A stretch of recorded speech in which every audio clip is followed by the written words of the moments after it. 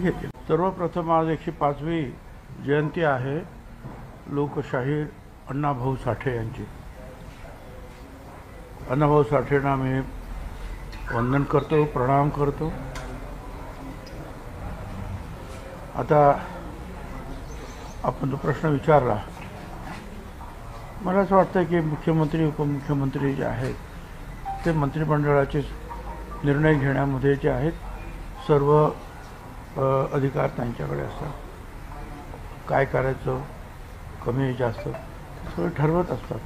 त्याच्याबद्दल मी कॉमेंट करण्यासारखं काही नाही। पण सातत्यानं मोदीचं सरकार स्थापन झाल्यापासून कृषी मंत्रीपद हे काही फारसं लाभलेलं नाहीये कुठल्या मंत्र्याला, असं वाटत नाही का? सारखे कृषी मंत्री बदलले जातात सर।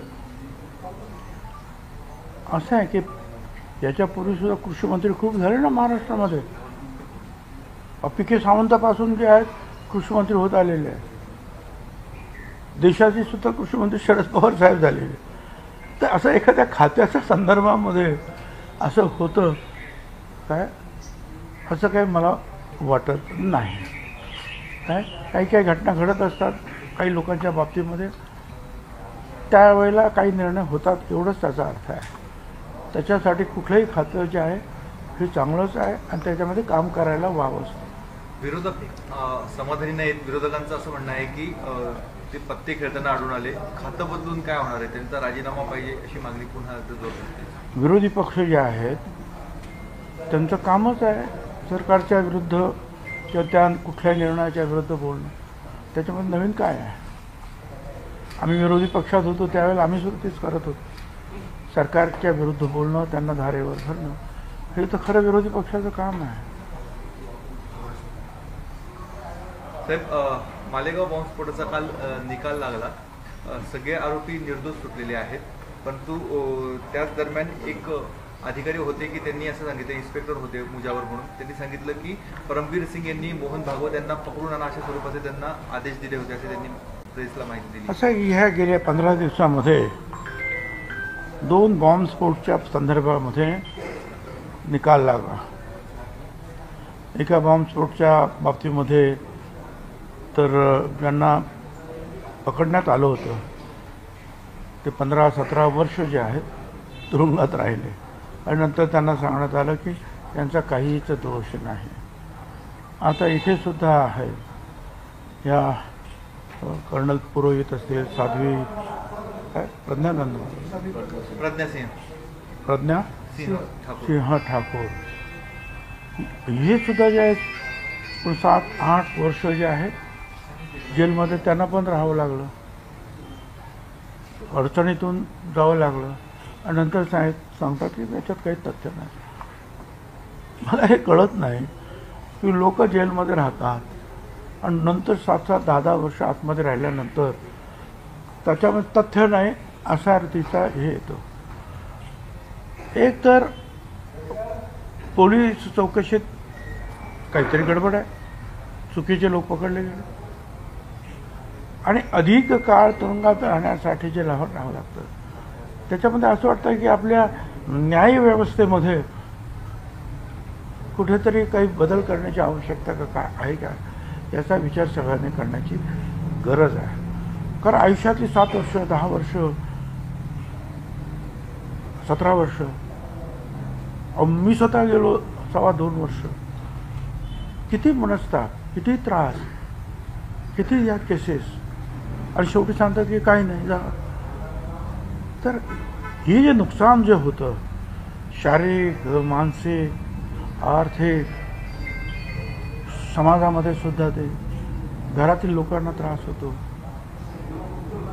आणि नंतर जे आहे म्हणजे मला थोडंसं विचित्र वाटतं या सगळ्याच्या बाबतीमध्ये की मग एवढे वर्ष जे आहेत त्यांना जेलमध्ये का ठेवता, हा विषय जो आहे माझ्या मनामध्ये।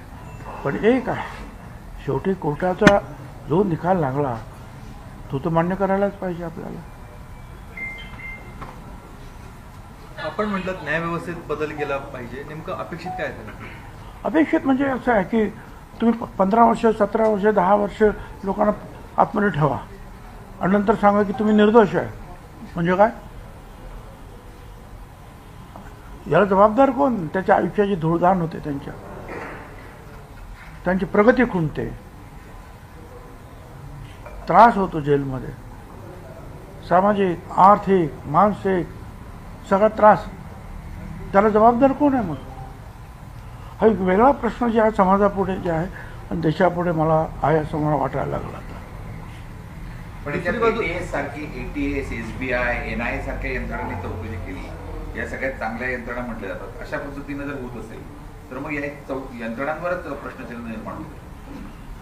मला पुढचं काय मला माहीत नाही. मला एवढंच म्हणायचं आहे की एक कोर्टाने तो प्रत्येक गोष्ट पडताळून पाहिलेली आहे, त्याच्यानंतर निर्णय आला, तो मान्य करायला पाहिजे. पण मग चुकीची माणसं पकडली गेली, मग ती कोणी पकडली? आता वेगवेगळ्या संस्था आहेत, कधी इकडचे पोलीस काम करतात, कधी दिल्लीतले पोलीस, सेंट्रल गव्हर्नमेंटचे पोलीस काम करतात. ते करतात काय मग? आणि त्याची काही जबाबदारी कोणाची फिक्स आपण करणार आहात की नाही? मग आज नवीन मुद्दा जेव्हा माझ्या डोक्यामध्ये येतो आहे सतत की जे निर्दोष सुटतात त्यांच्या आयुष्याचं जे आहे गेलेली वर्ष कोण परत आणून देणार आहे? साध्वी प्रज्ञा सिंग पण हेच सांगत होतं की आम्हाला याच्यामध्ये संपूर्ण प्रकरणामध्ये अडकवण्यात आलेलं आहे, अडकवलं जात आहे. म्हणजे यंत्रणा कुठल्या वेगळ्या हेतूनं काम करते असं वाटतं का? आता हे ठीक आहे, तरी सुरू झाली, परंतु अजूनही लोकांचा विश्वास जो आहे हा न्यायव्यवस्थेवर आहे आणि न्यायव्यवस्था अजूनही चांगल्या प्रकारे काम करते आहे आणि म्हणून लोकांना न्याय मिळतो आहे. साहेब, धनंजय मुंडे यांची मंत्रिमंडळात यांचा कमबॅक होऊ शकतो का? कारण लॉबिंग केलं जातंय, त्यांनी 2दा मुख्यमंत्र्यांची भेट घेतली. काय वाटतंय तुम्हाला?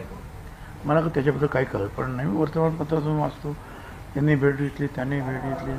शेवटी मगाशी त्याचं उत्तर मी दिलेलं आहे की उपमुख्यमंत्री त्या पक्षाचे, त्या घटकाचे मुख्यमंत्री बसून ठरवतात काय करायचं, कोणाला नेमायचं, कोणाला काय खातं द्यायचं, कोणाला बाजूला ठेवायचं.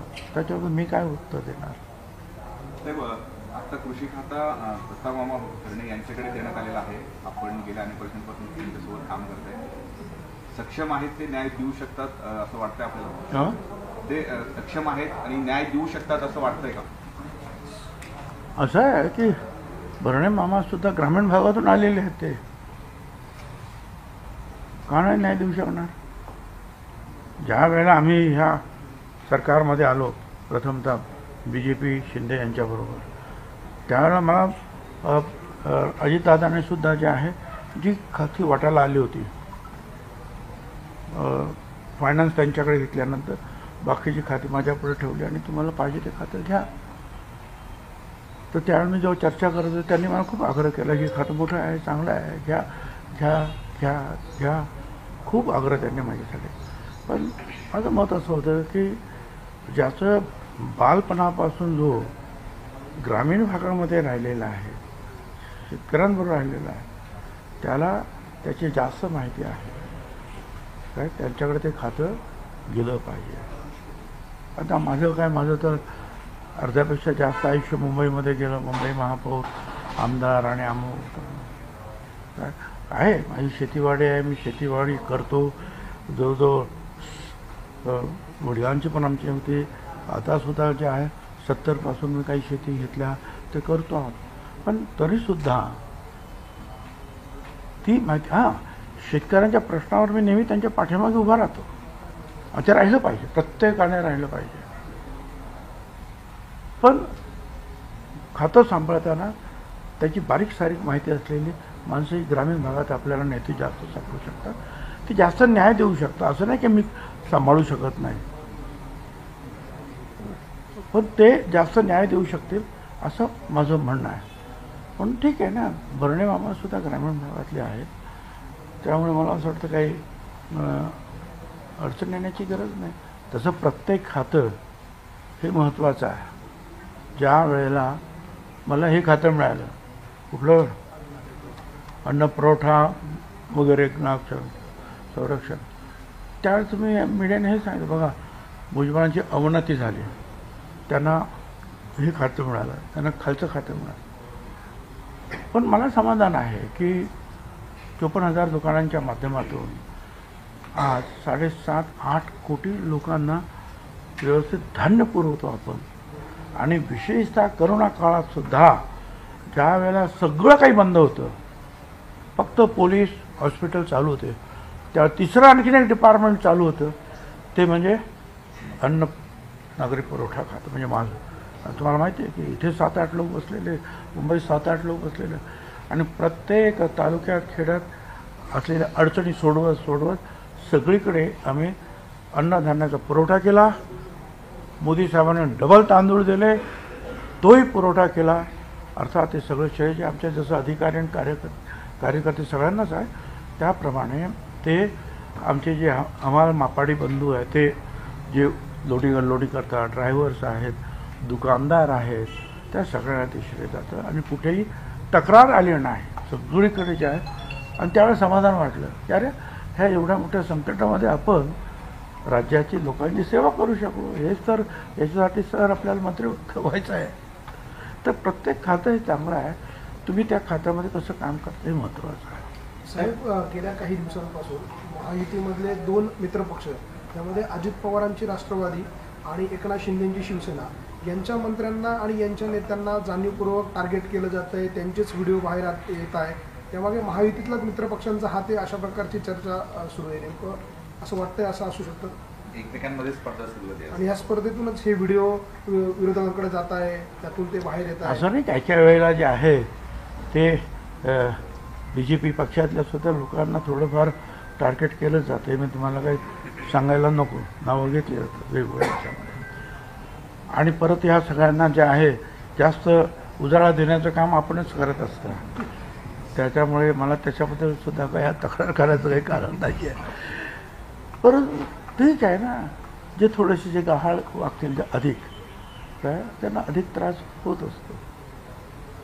साहेब, कोल्हापूरमध्ये माधुरी हत्ती जी आहे तिला परत आणण्यासाठीचा हत्ती प्रयत्न केला जातोय, मोठ्या प्रमाणात मोहीम राबवली जाते. आपल्याला काय वाटतं या सगळ्या संदर्भामध्ये? तर मला त्याच्याबद्दल काही अधिक माहिती नाही आहे. परंतु ह्या अशा प्राण्यांची देवाणघेवाण जी आहे राज्यांतर्गत आणि देशांतर्गत ही होत असते. मला असं वाटतं मी जेव्हा उपमुख्यमंत्री आणि पर्यटन मंत्री असेल त्यावेळा जपानबरोबर जे आमचे हे झालं त्यावेळेला, नाही मी महापौर होतो मुंबईचा, त्यावेळेला मुंबईचे 2 हत्ती आम्ही जपानला दिले होते. आणि त्यांनी जे आहे एक मोठी जपानी गार्डन, जे आता वीर जिजामाता उद्यान म्हणतो भायखळ्याचं, किंवा त्याला आमच्या तिकडच्या भाषेवर राणीचा बाग म्हणतो, पण ती व्हिक्टोरिया राणीच्या नावाने ते होतं. तिथे त्यांनी जपानी गार्डन बनवले. आणि मग त्या तिकडच्या त्या हत्ती आणि हत्ती त्यांनासुद्धा अतिशय मोकळेपणाने, आणि मी स्वतः पाहून आलो कसं ठेवत आहेत, एअर कंडिशनिंग, अमुक तमुक, धुणं पाणी त्यांचं सगळं व्यवस्थित, मोकळेपणा फिरणं. मला कल्पना आहे त्यांनी वंतारामध्ये तो हत्ती हे नेता आहे. आता यांचं काय कशावरून अडचण आहे याची मला काही जास्त काही कल्पना नाही आहे. पण मग त्या बदल्यामध्ये कोल्हापूरमध्ये जिकडून तो हत्ती नेतात त्याच्या बदल्यामध्ये काही नवीन काही येत आहे असं काय आहे का ते मला काय खरं म्हणजे मला याची पूर्ण कल्पना नाही आहे. परंतु आता या काय चित्ता आपण कुठून आणले ना, परदेशातून आणले मोदी साहेबांनी. तर हे थोडंसं देवाणघेवाण होत असते. पण हा विरोध का आहे त्याच्या पाठून काही कारण असू शकतात. त्या कारणाची जी आहे सोडवणूक जे कोणी त्याच्यामध्ये इन्व्हॉल्व आहेत ते मंडळी करते. साहेब, EVMमध्ये फेर तपासणीचे अर्ज आलेले होते, ज्यामध्ये येवला मतदारसंघाचा देखील EVMची फेर तपासणी केली आणि राज्यातल्या 8 ठिकाणी कुठेही काही आढळून आलं नाही. पुन्हा एकदा EVMच योग्य होते असं स्पष्ट झालं आहे. हो, आमच्या इथे सुद्धा येवल्यामध्ये सुद्धा ते सगळं आलं. ते कुठले तरी एक पेटी त्यांनी सांगितली त्याप्रमाणे ते खोलली. आमचे सुद्धा प्रतिनिधी तिथे गेले होते आणि पहिल्यापासून शेवटपर्यंत सगळे आकडे बकडे सगळं चेकिंग झालं, याद्या चेक झालं, सगळं काय झालं आणि काहीच निघालं नाही. हे खरं आहे. जे टीका करतात त्याच्या बाबतीत हे पण आहे. आता काय करणार, त्याला दुसरं काय आहे आणखीन. तुमच्या समोर तुम्ही सांगितलेली, तुम्ही निवड केली, पेटी जर निवडलेली आहे आणि त्याप्रमाणे ते सगळे जर झाले तर. अजित पवार यांनी आज पीडीसीसी बँकेच्या बैठकीमध्ये कार्यकर्त्यांना, पदाधिकाऱ्यांना सल्ला दिला की कुठेही जाऊन चौफुल्यावर वगैरे जाण्याचे प्रकार करू नका, धायधाय काय गोळीबार वगैरे असं काही करू नका. एकूण शंकर मांडेकर प्रकरणात ते चिडले सगळे. तर काय वाटतं आपलं एकूणच? असं नाही, पक्षप्रमुख आहे अजितदादा, देशाचे राष्ट्रवादी काँग्रेसचे अध्यक्ष आहे. आपल्या कार्यकर्त्यांना योग्य ते मार्गदर्शन करणे त्यांचंच काम आहे. कारण काही नेत्यांमुळे असेल, काही आमच्यासारख्यांमुळे असेल किंवा कार्यकर्त्यांमुळे असेल, जर काय अडचणीत असं काही झालं तर त्याचा दुष्परिणाम किंवा टीकेला पूर्ण पक्षाला उत्तर द्यावं लागतं. त्यामुळं असं काही करू नका हे सांगणं ज्येष्ठता त्यांचे जे आहे अध्यक्ष म्हणून, आणि ज्येष्ठ नेते आहेत ते त्यांचा तो अधिकार आहे. आणि ही अशा रीतीची जी आहे, काही दिवसापूर्वी फडणवीस साहेबांनी सुद्धा असंच मार्गदर्शन केलं आमदारांना, यांना त्यांना सगळ्यांना केलं ना, हे नाही हे करा, हे नाही हे करा. असं वेळोवेळी पवार साहेब तर नेहमी करतच असतात सगळे असे मार्गदर्शन.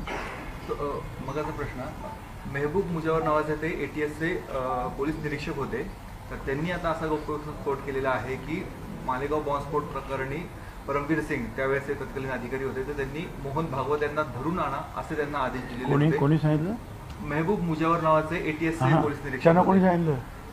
परमवीर सिंग यांनी सांगितलं. ATSचे तत्कालीन वरिष्ठांनी सांगितलं होतं मोहन भागवत यांना धरून आणा या मालेगाव बॉम्बस्फोट प्रकरणामध्ये.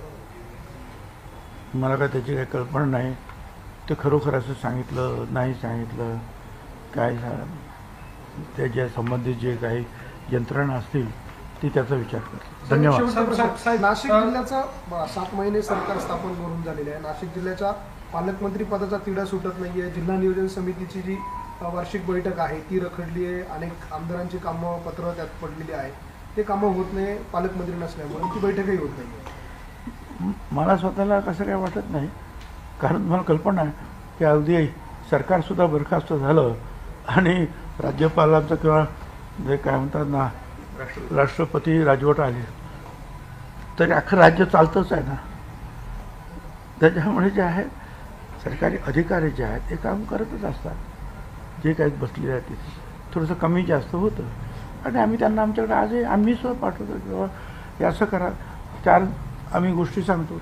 एखादी गोष्ट त्यांना ठीक वाटते, 2-3 नाही वाटत, ठीक आहे ना, ओके. आणि ज्यावेळेला योग्य वेळ अशी येईल त्यावेळेला जे आहेत मुख्यमंत्री इतर ज्या नेते आहेत ते निर्णय